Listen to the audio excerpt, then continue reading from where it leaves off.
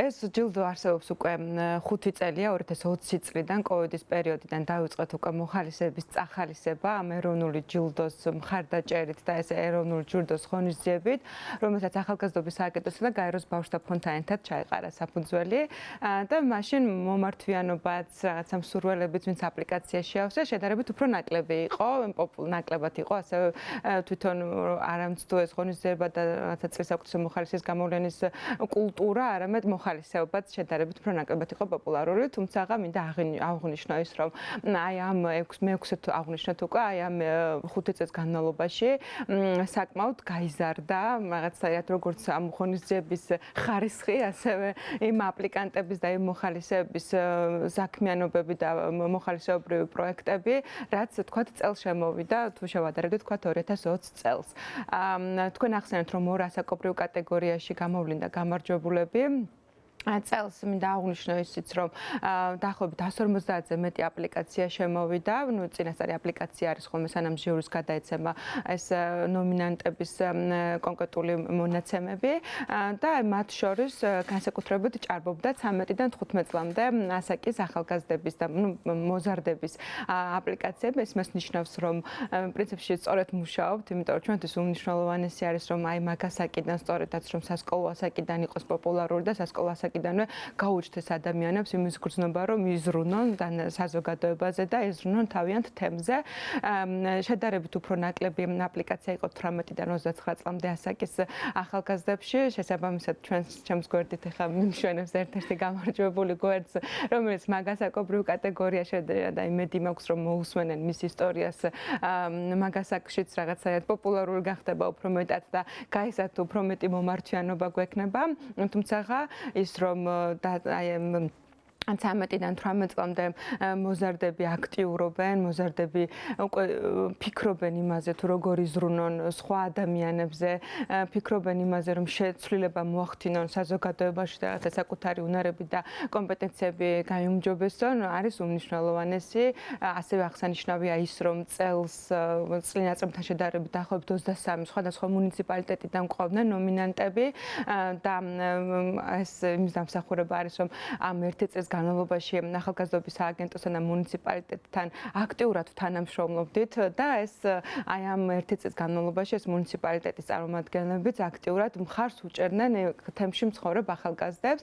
ამიტომაც იყვნენ წელს 23 მუნიციპალიტეტიდან და ჩვენ არ ვჩერდებით, 23 ვიცით, რომ 64 მუნიციპალიტეტია და მე ვისურვებდი, რომ აი იქნება ალბათ რომელიღაცა წელს და არ იქნება 2050 წელს, არამედ 2026 წელს ის პერიოდი, როცა გვეყოლება 64 მუნიციპალიტეტიდან აქტიური მოხალისეები და ადამიანები, სამაგალითო ადამიანები, რომლებიც რაღაცა ცვლილებას ახდენენ. ბოდიში რომ გაგაწყვეტინეთ, სულ რამდენ კატეგორიაში გამოვლინდნენ გამარჯვებულები და რა იყო ეს კატეგორიები, ასევე საინტერესოა რა კრიტერიუმებით შეირჩნენ გამარჯვებულები. სულ იყო 7 კატეგორია, ანუ სულ გამოვლინდა 14 გამარჯვებული. ეს კატეგორიები იყო სოციალური სფერო, რომელიც მოიცავდა მოხუცებთან, ხანდაზმულებთან, შეზღუდული შეძლებების მქონე პირებთან, მიუსაფარ ბავშვთა და სხვადასხვა საჭიროების მქონე სოციალური სხვადასხვა სფეროს წარმომადგენლებთან მოხალისეობას. მეორე კატეგორია იყო განათლება, შემდეგი ეკოლოგია, ჯანდაცვა, კულტურა, სპორტი და მეშვიდე კატეგორია იყო ჟიურის რჩეული. ესე იგი, რუსა არის ჩვენი ჟიურის რჩეული. ჟიურის რჩეული ნიშნავს იმას, რომ ამ ყველა კატეგორიაში რაღაცები აქვს ადამიანს მოხალისეს გაკეთებული, ძალიან ბევრი საათი აქვს დაგროვილი, ვერც ერთ კატეგორიას ვერ მიეკუთვნება, მაგრამ ბრწყინავს. და ამ ვარსკვლავებს და ამ ბრილიანტებს მე უკვე ჟიური თავის რჩეულად აქცევს ხოლმე და ესე ვავლენთ ორ ასაკობრივ კატეგორიაში. გადავინაცვლებთ მაშინ რუსუდანთან, გილოცავთ პირველ რიგში ამ ჯილდოს. რა იყო ის აქტივობები, რაშიც აქტიურად მონაწილეობდით და რის გამოც დაიმსახურეთ ეს ჯილდო? დიდი მადლობა პირველ რიგში მოწვევისთვის. ჩემთვის ძალიან დიდი პატივია, რომ დღეს ვიყო ქალბატონ ნინოსთან ერთად და თქვენს ტელევიზიაში. სტუმრად პირველ რიგში დავიწყებ იმით, რომ 2014 წლიდან ვეწევი მოხალისეობრივ საქმიანობას. უკვე დაახლოებით მე 14 წელია ამ საქმიანობას ვახორციელებ, ცოტა ნაკლები და დავიწყე თავიდან მე სვანეთიდან ვარ, სვანეთს წარმოვადგენ, უბრალოდ თბილისში რადგან ვახორციელებ ხელისუფლებრივ საქმიანობას ერთი მუნიციპალიტეტიც დაგემატეთ მესტია. დავიწყე ჩემი სოფლიდან პატარ-პატარა აქციებით, იქნებოდა ეს დასუფთავების აქცია თუ ასე შემდეგ, ჩემს თანატოლებთან ერთად და უკვე რომ მივხვდი რომ ეს საქმიანობა და სხვა ადამიანების, სხვა ხალხის გაბედნიერება იყო მთავარი мотиваცია, რაც მე ძალას მაძლევდა. მივხვდი რომ პროფესიაც ესეთი უნდა მექცია და უკვე ეს მოხალისეობა პროფესიად ვაქცია, ასე რომ ვთქვათ, ჩავაბარე სოციალურ სამუშაოზე, დავიწყე შეზღუდული შეძლებლობის მქონე პირებთან მუშაობა სხვადასხვა სოციალურ საწარმოებში მოხალისედ, რა თქმა უნდა, არა ანაზღაურებით და ეს საქმიანობა მათი გახარება, მათთან ერთად გატარებული დრო იმდენად დიდ ემოციებს მანიჭებდა მე რომ ეს ყველაფრად საკმარისი იყო და უკვე ამის შემდეგ დავიწყეთ მე და ჩემმა ახლა უკვე მეუღლე, რომელიც ჩემნაირი აღმოჩნდა ამ ხრივ და მოხალისე იყო ისიც და არის ჩემსავით, გადავწყვიტეთ რომ უკვე დიდი რამ შეგვექმნა, რაც უკვე ორგანიზაციის სახე ექნებოდა, ბევრ მოხალისეს გავაერთიანებდით და ასე ჩამოვაყალიბეთ პროექტი, რითაც რაზეც განაცხადი შემოვიტანე და რითაც წარმოვადგინე ჩემი გუნდი. ანუ ეს ჯილდო რაც მე მივიღე და რაც დავიმსახურე ეს ჟიურის რჩეული ყველაზე დიდი ჯილდო ჩემთვის, იმიტომ რომ ამდენი კომპეტენტური ადამიანი გაფასებს.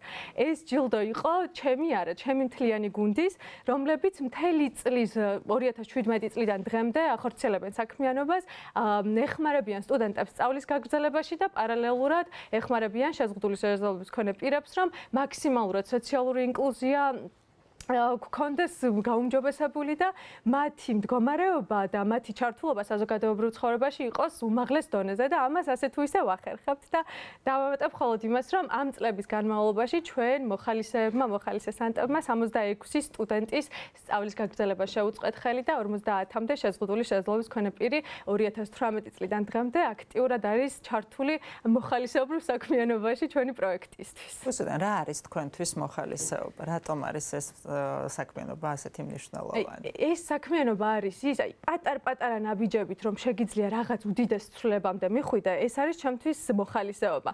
რაღაცა პატარას დაიწყებ, ვიღაცას გაახარებ ერთ ადამიანს, ის სხვას და ესე გადაეცემა, ასე რომ ვთქვათ, ბედნიერებები, პატარა წვრილმანები და ყველაზე მეტად მოხალისეს და ალბათ ნინოს შემთხვევაში, როცა აცხადებ და გამარჯვებულებს ამ ადამიანებს, ყველაზე მეტად უხაროდა ალბათ ნინოს და ზუსტად ასე ვართ ხოლმე ჩვენს გვიხარია იმ სტუდენტების ხელშეწყობა, იმ შეზღუდული შესაძლებლობის პირების სოციალიზაცია, ანუ ეს გვაბედნიერებს. პატარ-პატარა ცვლილებები, რასაც მათ ცხოვრებაში მოვახდენთ, არის იმ დიდი ცვლილებებისკენ ნაბიჯები, რასაც მოხალისეობა ქვია და განვითარება ამ მოხალისეობის არის ჩვენი მთავარი ძალა და აი მართლა мотиваცია, იმიტომ რომ არასდროს არ მიფიქრია, რომ რაღაცა უკეთესი შემეძლო მეკეთებინა ცხოვრებაში და მოხალისე რო არ ყოფილიყავი, თქვათ უფრო მეტ დროს დაუთმობდი ჩემს თუნდაც საქმიანობას, სამსახურს ასე შემდეგ, იმიტომ რომ ეს არის ძალა, რასაც გადავცემს ხვებს და რაშიც ვეხმარები ადამიანებს და აი ზუსტად იქ ვარ, სადაც უნდა ვიყო ახლა ამ მომენტში, ასე მგონია და უდიდესი მადლობა ამისთვის თქვენს და Helping Hands-საც, რომ მომცა საშუალება ის დავიფიქსირებინა. მადლობა თქვენ. რამდენად იზრდება ბოლოს ეს მინდა გითხოთ მოხალისეების